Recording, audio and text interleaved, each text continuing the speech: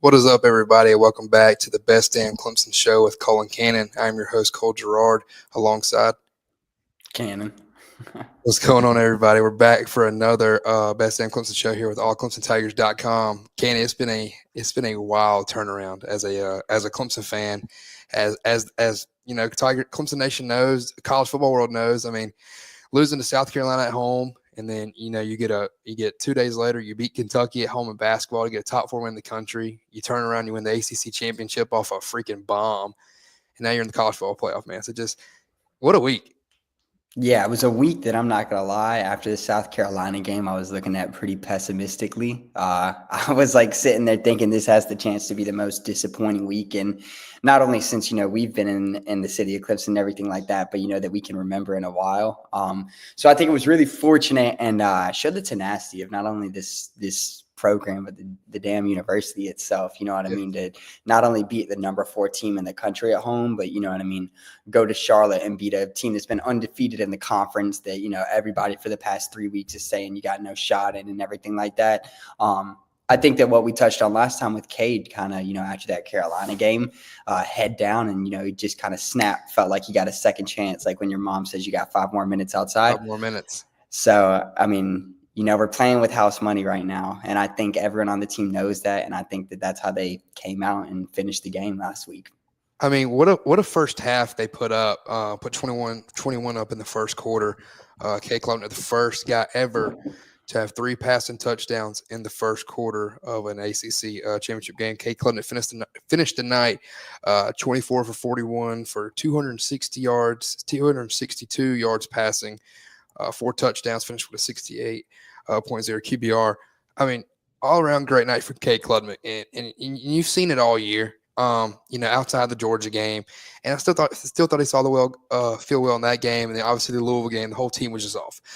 Versus South Carolina, I mean, he put 14 up on the board on his feet. So, I mean, outside that late deflection and the interception, I mean, Cade Klubnik's played ball, and I really think he was, the last one out of the Heisman finalists, and really his stats were better than Dylan Gabriel, but I guess when you're team success, when you're 13-0 and you're the number 1 team in the country, it's kind of hard not to put you in there. But I mean, if it's a self-accolade kind of award outside of team success, there's no doubt in my mind Cade Klubnik should have got that invite. Right. Yeah, I think you're 100% right. I think Cade has played and progressed so much, even just from last year in terms of decision making.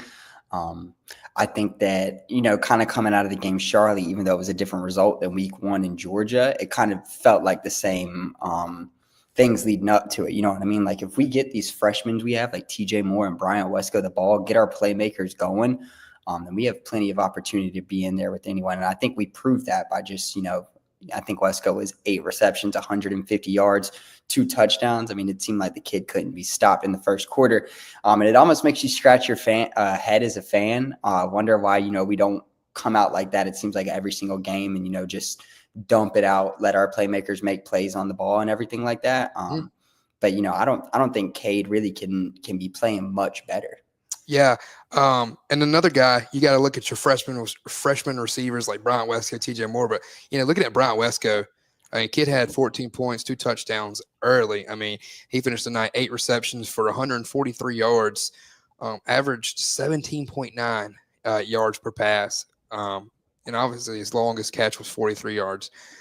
It's kind of crazy because if you get on social media and you scroll Twitter and you just, look at all these, people want coaches fired, this and that.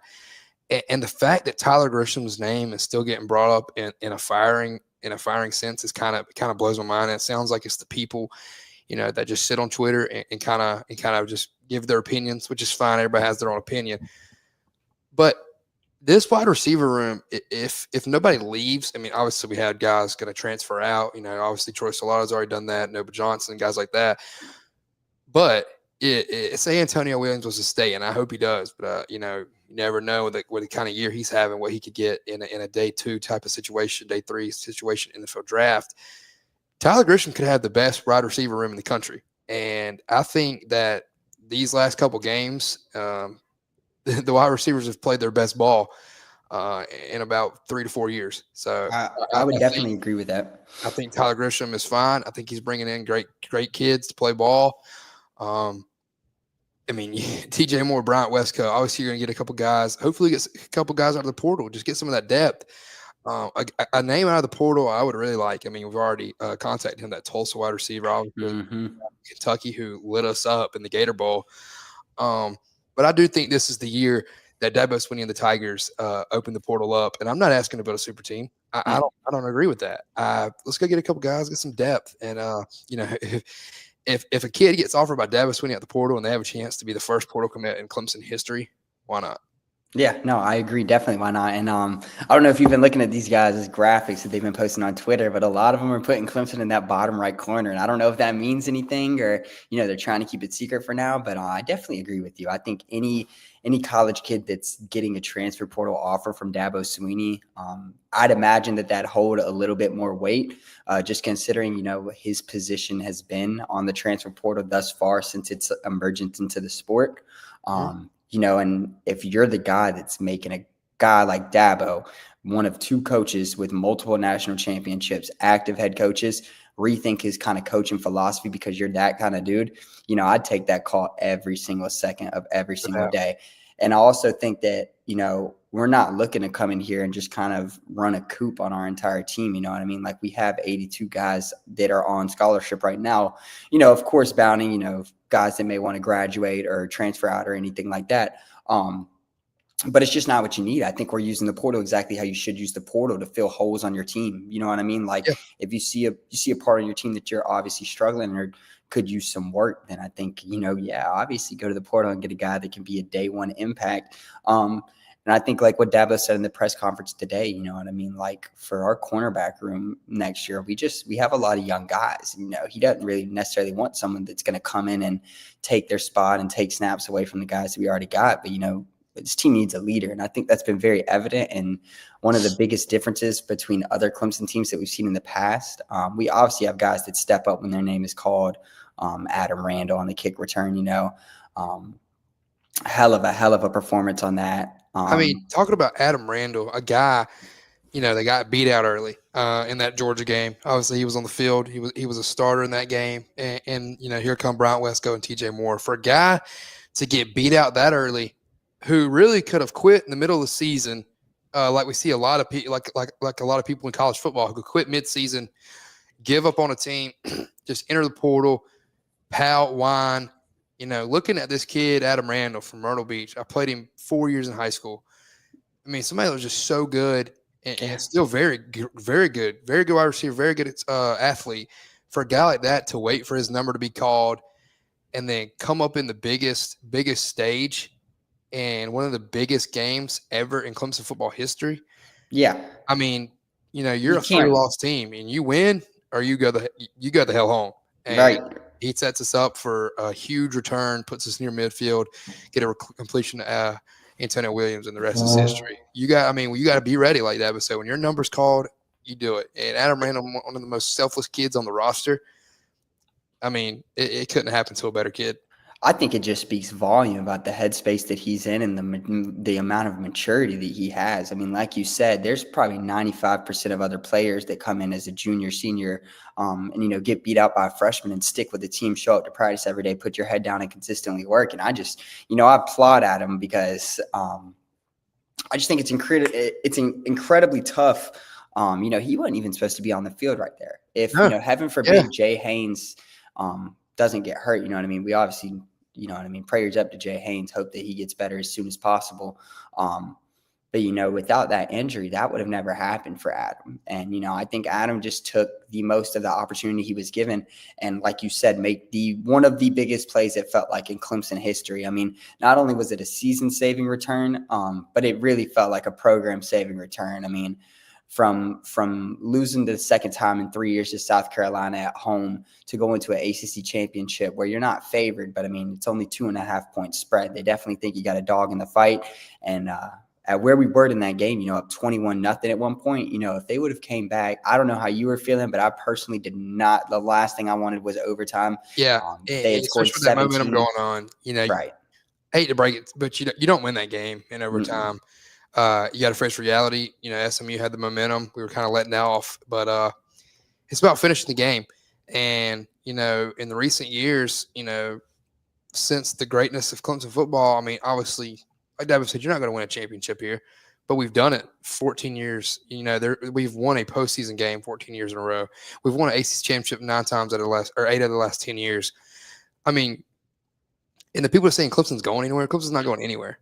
It's We just might people, yeah, they're not used to consistency, and they just no have a different idea. They want us to be Alabama. You know what I mean? There's only little one old Clemson. team.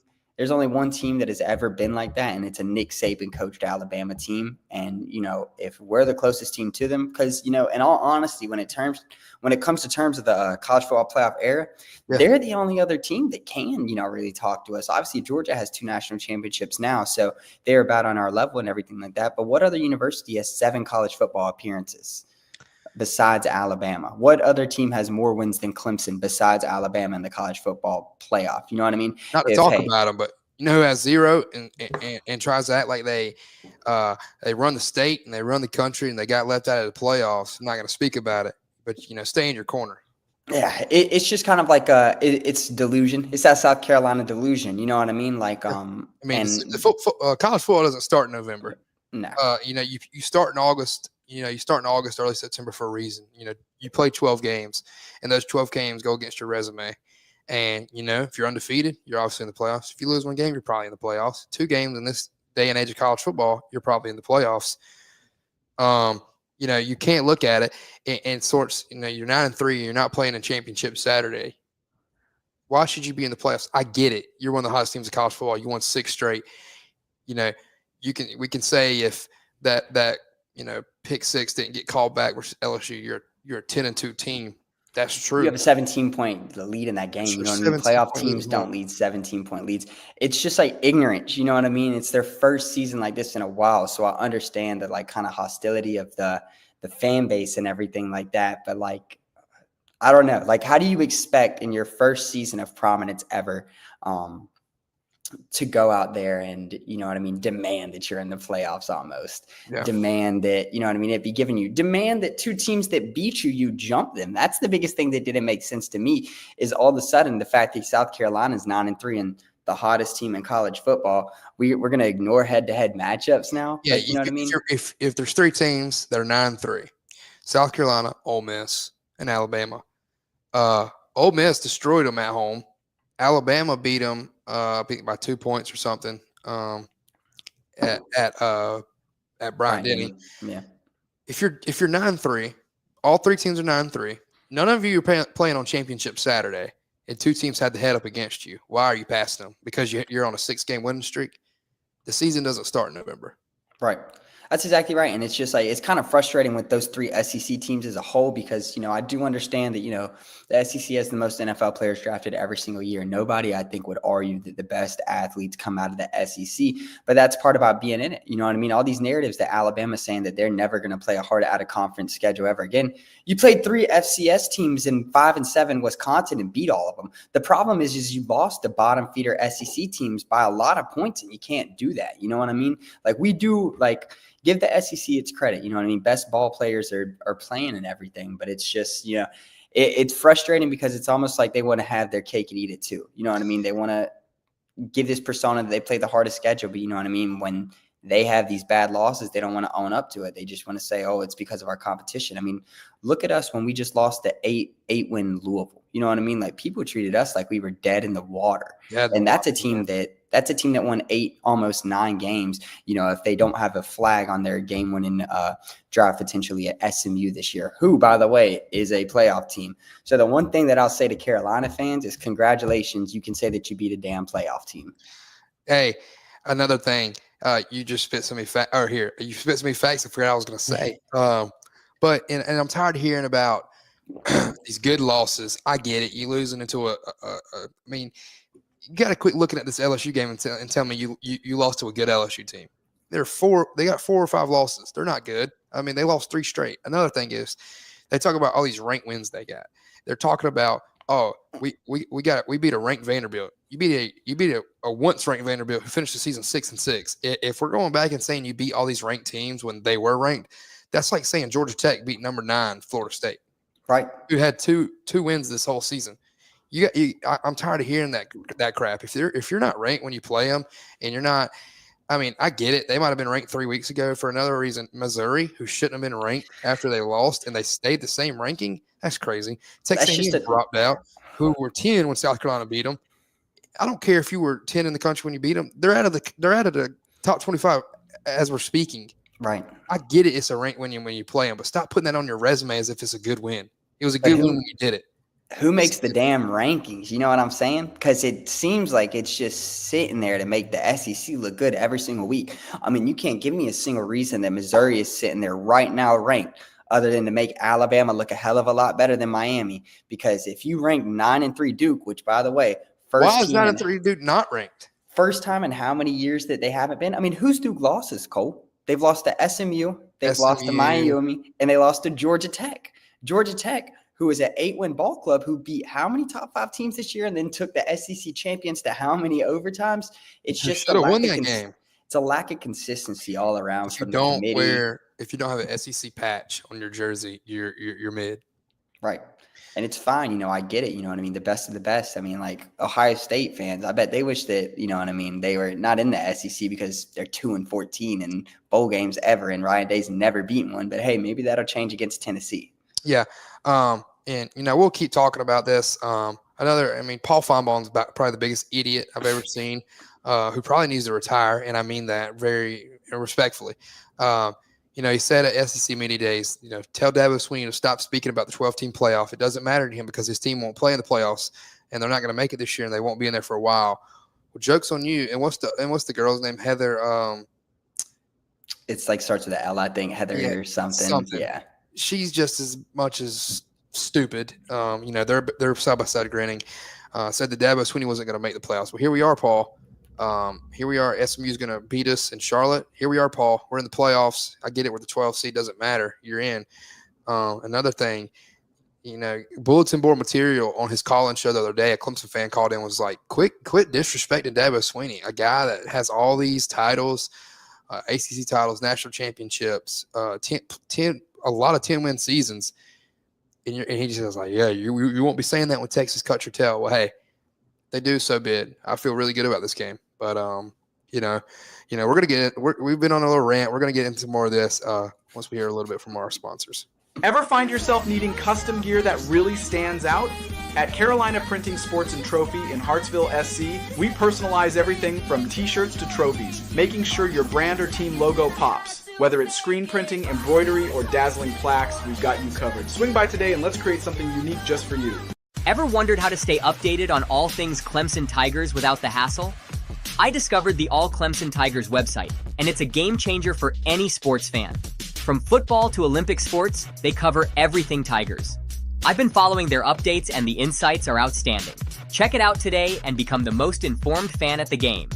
Greenway Shuttles is a professional student transportation company that is currently hiring part-time shuttle bus drivers in Clemson. You must have experience and a GDL license with passenger endorsement is required. Pay is $18 an hour. Several positions and several shifts available. For more information or to apply, call 636-698-5780. That's 636-698-5780. Greenway Shuttles is an equal opportunity employer. Welcome back to the show, guys, with the Best Damn Clemson Show with allclemsontigers.com. I'm Cole Gerard again with Cannon. You know, we just had our little SEC rant. I thought it had to be said. Thought, you know, the narrative and all that's pretty stupid. But I do want to touch base a little bit about the running back position with Clemson. Obviously, Phil Moffitt's struggling with that shoulder injury. You know, you could tell the last couple of weeks have been really hard for him. And obviously, Jay Haynes goes down. You know, the next men up are Keith Adams, David Eziamume, and Jarvis Green. But obviously, we got a couple weeks. Phil Moffitt should be getting ready. But a guy, and I know it was one return, but a guy I would not mind seeing get some RV reps, maybe in like a Wildcat situation, is Adam Randall. Me either, especially if you got to bring him over in the motion or anything like that. I mean, I think Dabo said going in, this guy is like DeAndre Hopkins and Sammy Watkins put together. Just, you know what I mean, with his ability to catch the ball. Don't know if necessarily like the formation and game planning is there yet with Adam, you know what I mean, at the level that it needs to be. But the only undeniable fact is he is a raw athlete, man. Yeah. And we're entering the point of the season where, you know, we just got to let our athletes go and win the games for us. Yeah. Well, you know, we've been talking about this AC championship game, this crazy ending. But we're gonna let you take a look. Obviously, everybody's seen it, but we'll do a little reaction base from here. Overtime, you're executing. Clemson is not. Adam Randall back for the kickoff. Adam Randall bringing the kickoff back. When he put it right there, when he brought it back inside. Away for perhaps a chance to kick a field goal. It'll be. Which crazy. I'll turn the sound off. I mean, all year, dude, all year, it's the left side, getting blown up, and just look. All you gotta do is let him get it off. He's gonna make it. He's got the leg. I mean, that was good. That was good from 60 plus days. I don't think I can watch this video without getting chills either, man.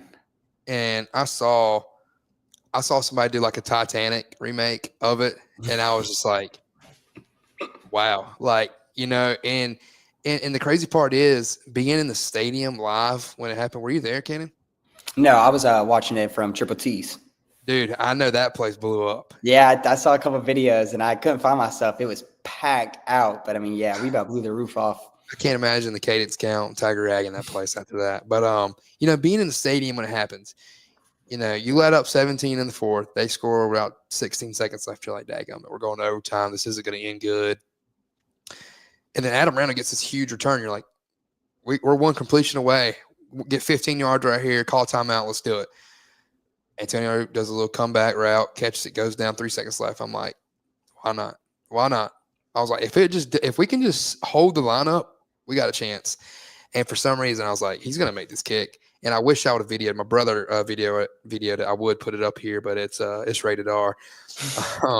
Yeah, but I thought I knew he had a chance, dude. I was like, he's gonna make this for our situation and where we're at. 3-loss team, you win or go home. Nolan Hauser's gonna do it, and he did. And it was crazy. And I can't lie, I shedded a tear, bro. No, it was dude, insane. That is completely like, understandable. For something like so special like that to watch from 56 yards out, I could not imagine being in person for when Hunter Renfrow caught that pass to win the national championship. Oh, my God. I couldn't either. I mean, I started bawling like a baby watching it on TV. You know what I mean? Dude, yeah, I was I was in like 7th grade. I was like, wow. And I didn't go to school the next day. I had to, I played. I was like, I'm not going to school. I'm celebrating. And it was just like, I was like, wow, we did it. And just in people don't understand. And, Clemson fans, and like, obviously you're celebrating with some of your best friends, but you're also celebrating with thousands and thousands of strangers that you've never met. And I think it's just a special moment especially for Nolan Hauser and the field goal team, who has had so many struggles all year and leading the country in field goal blocks, to do it like that in Charlotte and punch your ticket to the playoff. It's almost poetic justice. Like, you can't really write a better story. And for, I don't want to say the season, because hopefully we got about 4 games left, but you know what I mean? At least the end of the regular season and championship week. I mean, if you would have asked us one thing that we did not expect to struggle with all year, I think it would have been getting our field goals blocked. And I think if you would have asked any of us 2 weeks ago that our season's going to come down to a game-winning field goal, don't know how many of us are feeling too great about that. Because like you said, he's got the leg. It's just it hadn't been there, the coverage for him. And in the South Carolina game, I was like, we need to score. I know we threw the interception. That's all over. But I was like, we need to score. I was like, if we kick a field goal, it's going to get blocked probably, and it's going to be that's going to be all she wrote. But Jamie Freeman says it was an amazing game for us team. Heck yeah, dude. I mean, it was just a special moment, crazy moment. But yeah, Clemson Tigers do it in Charlotte, punch their ticket, 12 seed, traveling to Austin, Texas to take on the 5th ranked team, or the number 5 seed, Texas Longhorn, who sits at 11-2 overall against 10-3 Clemson team. Looking at this spread, I think that's the biggest takeaway from this game so far. Being almost a week out from the matchup, Texas opens up as an 11-point favorite. I get it. We haven't seen our best 4 quarters. If we can see 4 quarters of Clemson football next Saturday, there's no doubt in my mind Clemson football doesn't win this game. We got the better quarterback. Steve Sarkisian has too much loyalty to Quinn Ewers just to bench him. We're going to see Arch. We're going to see him a little bit, and we got to prepare for him. And Sammy Brown's going to have to be on the field when Arch Manning's on the field. He was the only kid to stop Lenore Sellers. Why we took him out the rest of the 4th quarter? No clue. But like I said, in Charlotte, you don't test Dabo Swinney in championship game. Mm-hmm. You know, this has got Dabo Swinney's name written all over it. I get it. We're in a new era where we're playing home games in the playoff, but this is nothing new to Dabo. And he's going to look at that 11-point favor and say, just what we wanted, just what we wanted. Fire up the Roy bus. Little old Clemson's back. You know, what are we going to do? We're going to go to Austin and we're going to shock the world. And I feel really good. And, you know, a lot of people are like, man, I'd rather go on Penn State or something like that. You get by this Texas team and you're playing in Atlanta in 2 weeks versus Arizona State. Sign me up. Sign me up. I mean, you know, this is the furthest we're going to have to go by far, too. You know what I mean? If we make it to the next round, like you said, obviously that's the Peach Bowl. And then, you know, if we win that game, round after that's in Miami. And the national championship, if we make it that far, fingers crossed, is back in Atlanta. Stay at my apartment and drive to the national championship game. That's exactly right. So it's like it's really exciting because, you know, obviously Texas is coming in as like the fifth highest ranked team in the country and everything like that. But I mean, I'd like to pride myself on saying that I watch a lot of college football games every year, and I have not seen what they are seeing from Texas. I think this is a generational defense that's being held back by a below average offense, to be honest. I think this defense runs numbers with teams like Georgia. I think it's the best defense we've played in 3 years since we played that 2021 national championship UGA team. But I think we've seen 3 offenses better this year than this Texas team. So like you said, it's going to come down to, you know, our coaches scheming up the right schemes to make sure we shut down their playmakers. Because one thing I will say about Quinn Ewers in that SEC championship is, maybe unimpressive as he might have been on the stat sheet, it seems like on third down, he's the best damn quarterback in the entire country. Whether it's Wingo, Isaiah Bond, or any of those other speedsters they have, on a priority down like third down, it seems like Quinn was getting those balls where they needed to be on some highly, highly talented Georgia cornerbacks. And speaking of that secondary position, if you want me to be honest, the thing that makes me the most nervous for this game is Andrew freaking Makuba, man. Yeah. Obviously, former Clemson Tiger, played a lot of great ball here. First, I've seen a lot of reports that, you know, Isaiah Bond might be questionable for this game. If so, that's a big advantage point. You know, I think Texas offense is average, and I mean that. Their defense is very good, but I mean, with our wide receivers and what I've seen the last couple of weeks and what I've seen all year with Cade Klubnik, there's no reason we can't hang. If we can just, get those stops on defense. We need defense to stand up for 4 quarters. Seems like they always have that one quarter that they let up a bunch of points in. Just hold them. Hey, this is the biggest game of the year. This is the biggest game of the year. And, you know, you're trying to move on. You're trying to go back home. You know, you want to go play in Atlanta in 2 weeks, where that'll easily be a home game for Clemson. I mean, that place is going to be a sea of orange. I mean, Arizona State's not filling up that place. You know, this has got your story written all over it. Why not? Why not us? Why not go to Texas and shock? Because you know everybody's going to, you know, take Texas like they did SMU.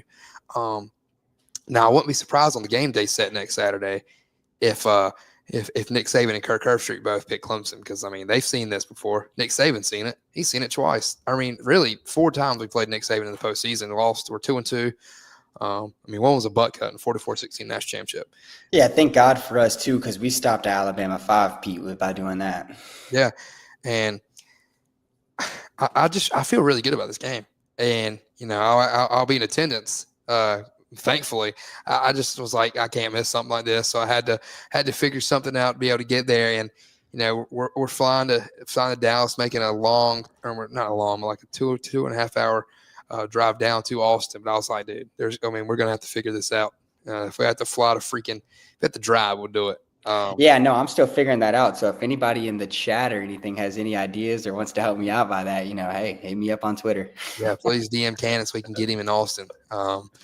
You know, in the route to go to Texas wasn't crazy. I mean, it wasn't cheap, but it wasn't crazy as you especially from a ticket standpoint too, dude. We're the cheapest game in the first round. Yeah, like, does that make any sense to you? And I think they'll keep going down actually, and it kind of sucks because, you know, there's no IPTAY request for the road game, which is kind of crazy because if we were on the road playing Texas in a regular season game, you know, IPTAY would get tickets, but I think they're only getting tickets for you know, the players' family, the staff members and stuff like that.